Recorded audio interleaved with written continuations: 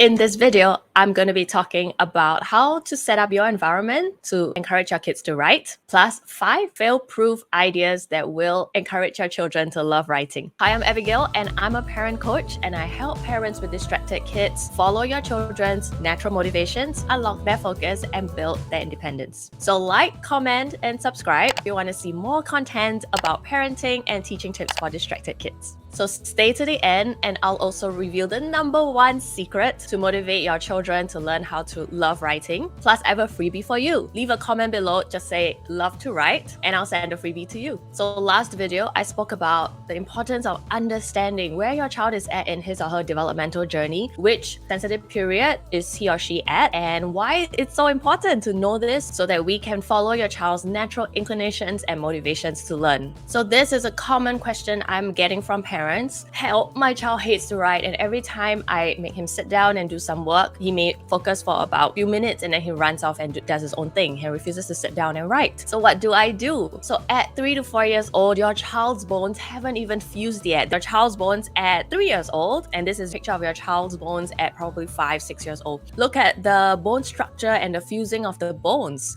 At 3 years old, and he cannot be expected to hold a pencil really well and to control it in fluid movements and do all sorts of complex things like drawing crosses or drawing circles. It takes practice and it takes time for the body to mature, and physically the body is still undergoing lots and lots of changes. And at 5 years old, your child's hands will have more strength, more dexterity, and the ability to coordinate will be much better. And therefore, if we start the child when he is ready, that is less frustrating for the child. So last video we spoke about the child. This video I want to be talking about the environment, and the #1 question I want us to be asking ourselves is, how can we make your home environment more conducive and encouraging to encourage your child to write? And to underscore the importance of how the environment affects us, I want to tell you this story about this musician who stood at a crowded subway playing the violin, beautiful song after song after song for 45 minutes. And about 1,000 people passed by, but only 7 stopped to listen to him play, including a 3-year-old boy who was very abruptly yanked away by his mom, who was probably rushing off to go somewhere. And only one person recognized him, and he is Mr. Joshua Bell, one of the best concert violinists in the world. And he charges about £100 or $100 per ticket to listen to him play at a concert hall. What do we learn from this story? Same violinist, same song, but it shows that context or the environment is everything, right? The context influences our behavior, the context influences how we see a certain activity or how we see the person. So the key idea is to think about how we can structure our home environment to make it more fun, more inviting, more motivating for the child to write. So I'm not asking you to turn your home into a preschool, and you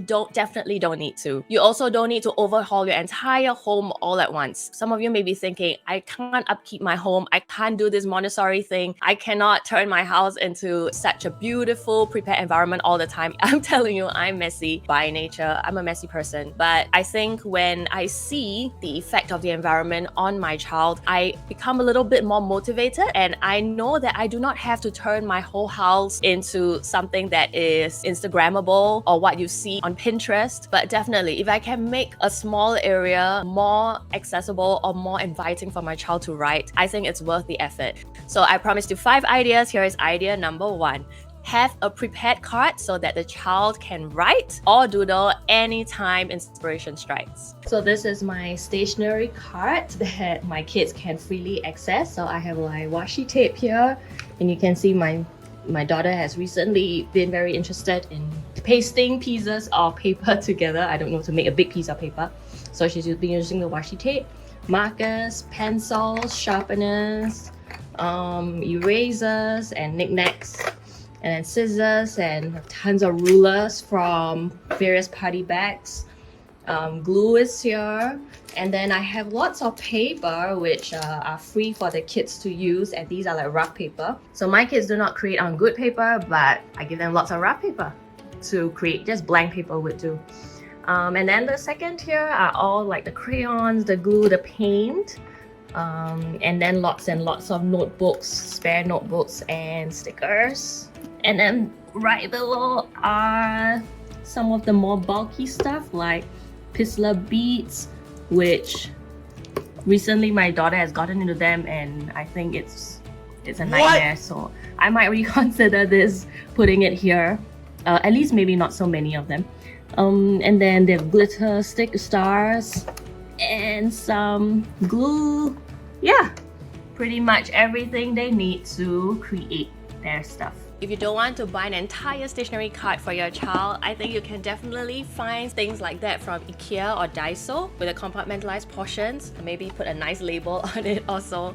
And this is your child's prepared corner with all the available stationery and materials that you want him or her to use. Definitely, I think the idea here is to limit the resources that you give them as they grow older, as they grow more used to your system, and they can handle more materials or stationery responsibly without like pulling them all out and then not putting them back. Then you can give him or her more to work with. Idea number 2 is for him or her to draw on the floor with chalk and give her a little spritzer bottle so that he or she can spray the chalk marks away. Or, as my child is doing here, she is using the brush to brush the chalk marks away. So what this activity does is to engage your child's gross motor skills as well as engage her fine motor skills. When she's on the floor, she has to engage her big muscles to prone down on the floor, to stoop down, to stand up, to jump on the hopscotch. And that really gives her that opportunity to move. And of course, she's holding the brush, she's holding the chalk with her pincer grip. And then she's also writing on the floor, practicing her letters, practicing recognizing those letters as well. So I'd say this is a win all around. So she wrote and erased and jumped easily for half an hour that day. She could have gone on for longer if I didn't need to stop her. So she was definitely in flow, focusing and engaging in the activity. So being focused and in flow doesn't mean that the child needs to be seated, stationary at a place, either reading a book or doing something for a long time. Oftentimes for young kids, being in focus, being in flow looks very differently than an adult who is doing deep work. So for a young child, it can look like they are moving about purposefully. For example, she's writing on the ground, but sometimes she will get up, she will move somewhere else because she wants to take the cup of water. She will dip her brush to wet it. Sometimes your child will forget, oh, I need a ruler. And then he gets up to go to the stationery cart to get it, and then he'll come back. This movement is actually good for the child's learning. Movement helps the brain to develop. Sometimes it looks like they are doing the activity, they're talking to their sibling, or they are singing, but their general disposition is calm, they are happy, they are kind of engaged in the activity and in focus. Okay, idea number 3. This is one of my favorite activities to do with the little kids because it's so easy, it's low prep, and these are sticker books and markers. And these are the sticker books that I love to do with my kid. So they're really simple activities that explore a certain theme for every page, and then the child will just find the appropriate stickers, stick it, and then stick them into the blanks on the page. So I love that there's a guide so the child knows exactly where to stick. And as she's pasting, she is practicing her hand-eye coordination and pasting skills, also her fine pincer grip, as well as those fine motor movements. And this is in Mandarin, in mother tongue, but there are definitely English ones that you can find. So I love it that with every page, I explore a different theme with her. So that kind of goes beyond our daily interactions and the language or vocabulary that we use in our day-to-day life. So this one kind of expands it a bit more. I can use these pictures and these activities to talk to her more in that target language, either in Mandarin or in mother tongue. And there are some pages that will encourage your child to write as well. So I like to use a dry erase or wet erase marker or whiteboard marker because these pages are often glossy so that it's easily erasable and reusable. I realize that young children are more motivated when they are writing with a marker. I'm thinking it's easier for them because the ink just flows out really smoothly, right? They don't really have to exert a lot of strength, unlike giving them a pencil and a piece of paper, and they really have to put in that effort to exert strength. Idea number 4 is tell me a story or draw me a story. And then when she does so on a piece of paper, I will scribe words next to it for her. So in this picture, my daughter was drawing cats and she loves to write cats, C-A-T-S, and she came here to ask me and said, oh, this is a shop. My shop is open. I'm selling cats. So here she asked me, how do I spell shop? And I told her, what sounds can you hear in the word shop? Shh. So there's an SH sound and then shop. And she picked out the other 2 letters, which is the O and the P, so she wrote it down. And then she said, open, shop is open. And this is another example where she drew two cats, mommy cat and the baby cat, and they are crossing the road. And she has a sign that says no baby cats. Baby cats cannot cross the road on their own. And there's a traffic light here. And so whatever she told me, I wrote down words. And so I asked her for permission. Hey, can I write some words on your very beautiful drawing? And she said yes. So I wrote for her traffic light. And then I asked her what this meant. And she said, oh, the baby cat cannot cross the road on her own. So that's what I wrote down for her. Baby cat does not want to hold hands, but the sign says she must hold hands with the mama cat, and the cats are crossing the road. And so this storytelling process helps the child come up with the wildest ideas, and we help them link it together. We help them link it into a coherent story. This storytelling ability from start to finish, like a whole narrative, does not happen straight away. It takes time, it takes modeling, and it takes learning and observing how you tell stories. And it takes years of reading, from baby listening to good stories all the way until primary school, and she's continuing to learn how to craft a narrative, craft an exciting story.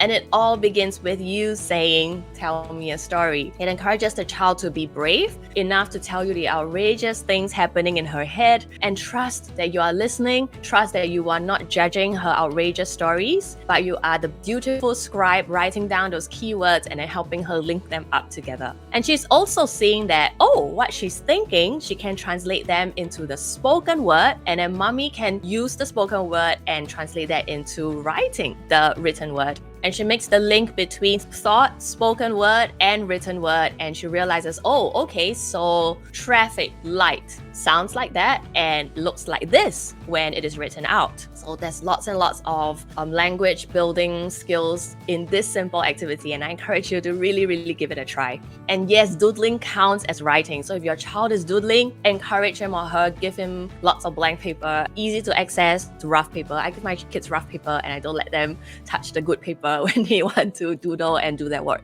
Okay, idea number 5 is to put up her work or print it out into a booklet. Bind her work into books. We write for a purpose, and if it is a story, then perhaps the end goal is to publish it and share her thoughts with others. And my daughter loves to put up all these pictures that she draws on my blackboard. So she would just pick a magnet and then stick up her own work on the wall. Is it messy? Definitely. Is it not Instagrammable? Oh, for sure. But does it make her and me happy? Absolutely. And that is why I let her display her stuff proudly on the wall, and I will only take it down when she decides she's done with them. So yes, I promised you the number 1 secret to having your child enjoy writing. The secret is for us not to force them to. Nobody likes to feel forced. And if it is something that is forced upon us, all the more we are resistant, all the more we want to rebel against what is being told of us to do. So instead of thinking, I need to make my child write, maybe the question is, how can I make it fun for my child to write? Or at least give some semblance of a real choice. For example, you can ask your child, hey, today, would you like to write on this worksheet, or do you like to do a coloring sheet? Both would fulfill your objectives, right? You're trying to strengthen his or her finger muscles, and you're trying to get her to practice her pencil grip, having more control of the pencil. Or would you like to use paint or draw with markers today? So basically, giving your child a choice may entice her a bit more and help her to be more motivated to do the writing activity. The more the child has control over his or her choice, the more she feels she isn't forced into this, and the more willing she will be to write. And for me, anytime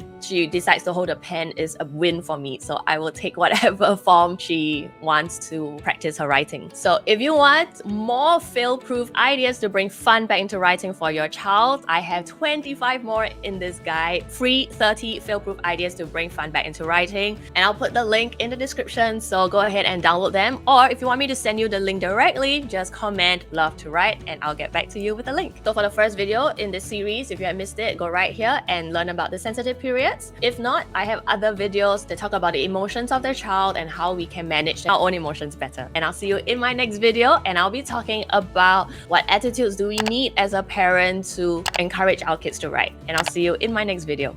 See you, bye!